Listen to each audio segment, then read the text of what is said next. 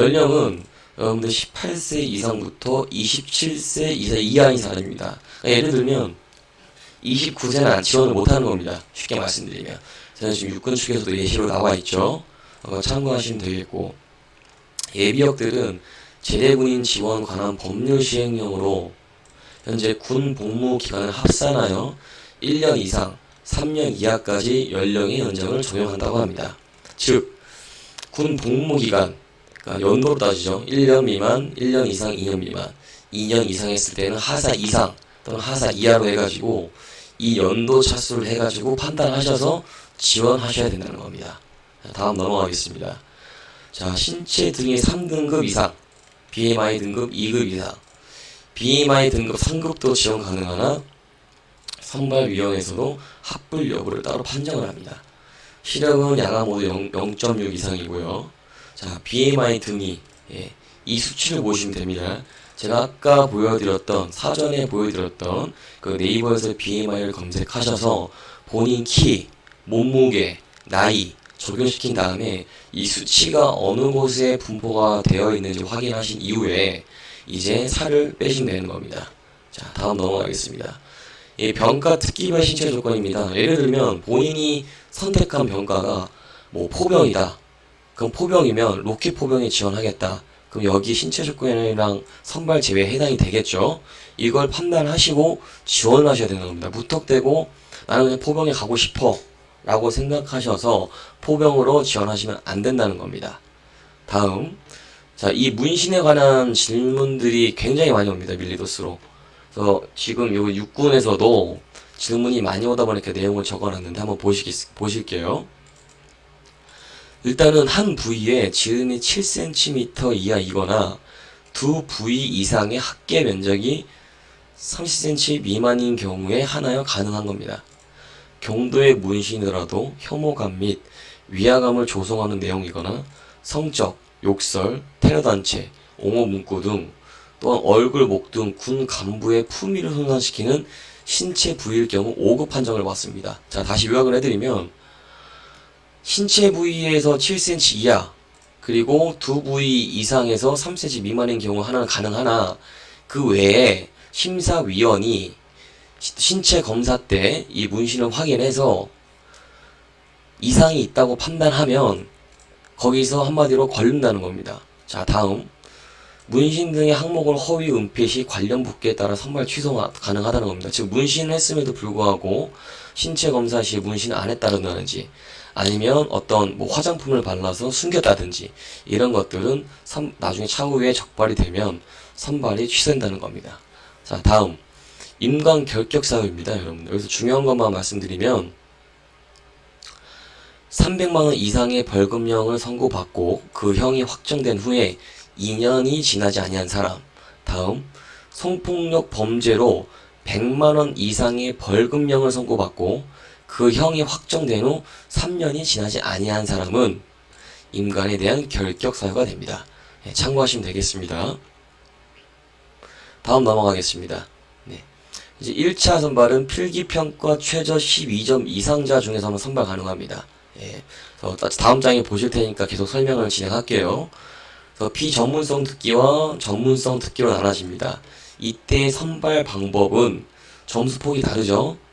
비전문성 특기는 필기평가 30점, 전문성 특기는 필기평가 10점, 그리고 비전문성 특기는 직무수행량 30점과 직무역량 40점.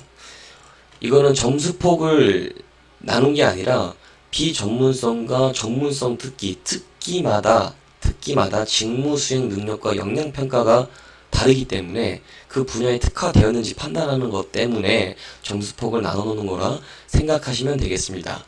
자, 여기서 참고적으로 부모님께서 국가유공자가 해당이 되신 분은 현재 평가 항목의 배점 5% 또는 10%의 가산점을 적용받는다는 겁니다. 이거 참고하시고요. 다음 2차 평가 대상자 중 합산 점수 고득점자 순으로 선발을 한다. 현재 여기 점수 이 폭이 밑에 나와 있죠. 요거 참고하시면 되겠고요.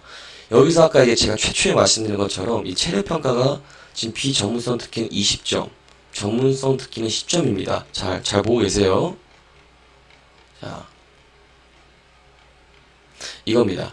지금 개선된 체력평가 적용 시 점수가 10점, 20점, 30점으로 곱하기가 되어 있죠. 즉, 지금 현재 만점을 10점으로 잡았는데,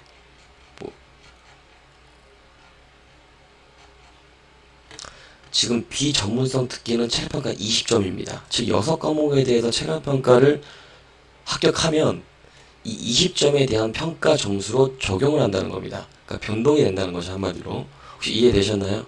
즉 다시 말씀드려 20점이죠. 그러면 여기서 20점 만점 시 곱하기 2배 한다는 겁니다. 예. 합산된 점수로 변동 점수로 들어간다는 것을 필히 명심하셔야겠습니다. 자, 여러분들은 이제 기한 내 지원하신 분들에 대해서 이제 필기평가, 인성검사, 직무수행 능력평가를 보시면 됩니다. 이제 고사장은 어디로 보는지 다 알려드릴 거고, 현재 수험표에 명시된 시간과 장소에 이 시간 보이시죠? 이때 해당 교실에 무조건 도착하셔야 되고, 특히 신분증은 반드시 휴대하셔야 됩니다.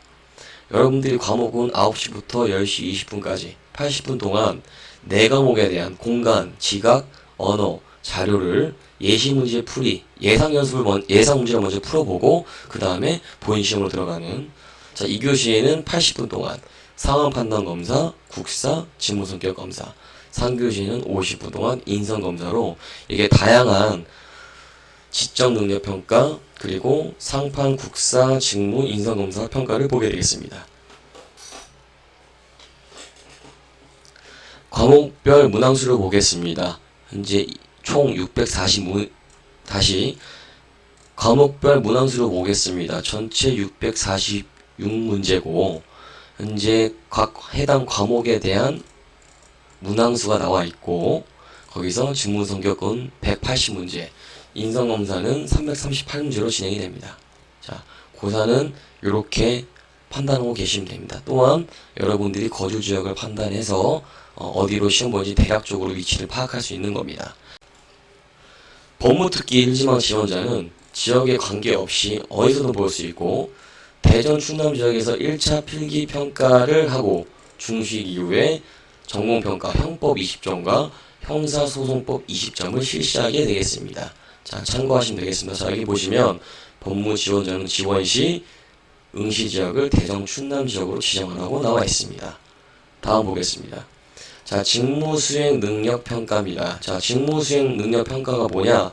본인이 평가를 지원한 거에 대해서 그 평가에 대한 여러분들이 어떤 성향, 그리고 인성, 어떤 실력들이 갖춰져 있는지 그 문항에 대해 체크를 하고 심사위원들이 판단을 하는 겁니다.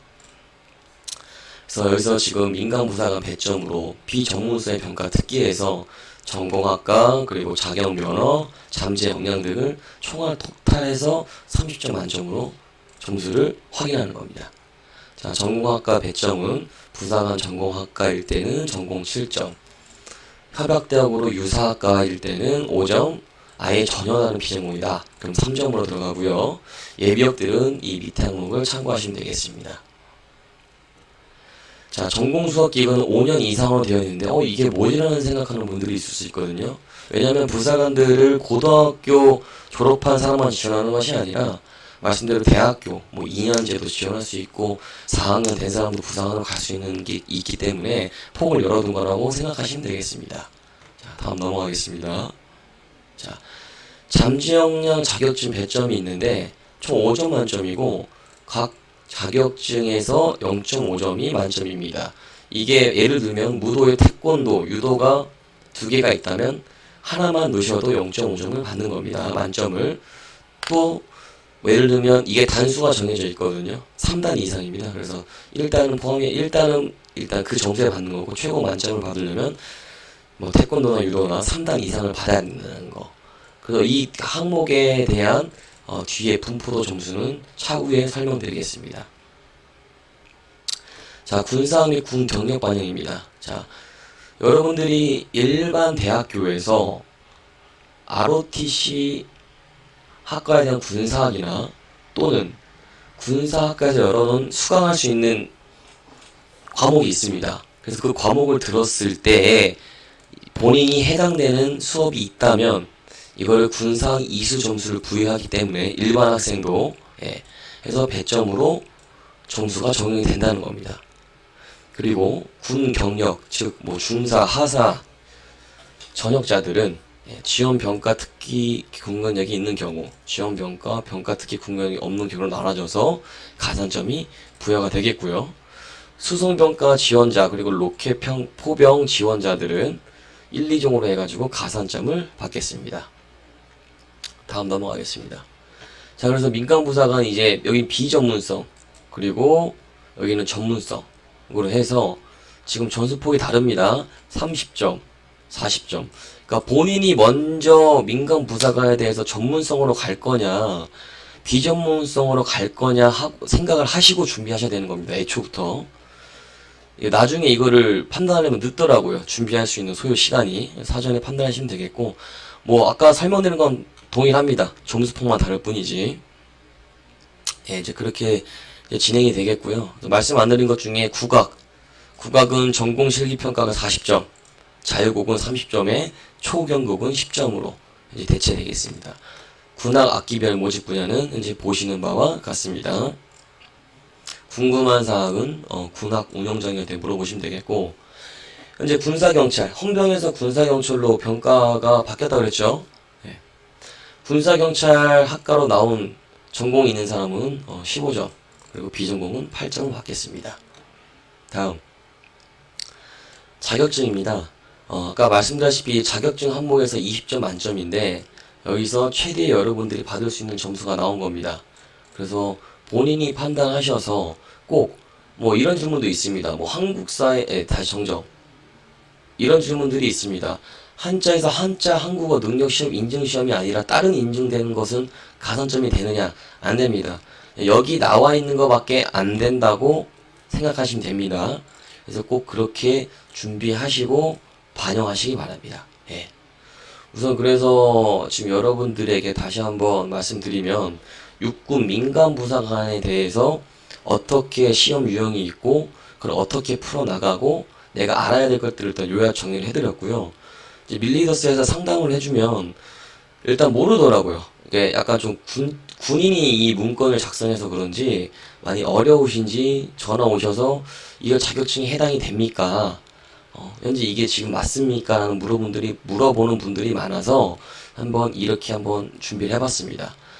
영상을 보시고 궁금한 사항이 있으시면 제가 댓글 확인해서 최대한 도와줄 수 있는 부분은 댓글 남기도록 하겠습니다. 이상으로 마치겠습니다. 감사합니다.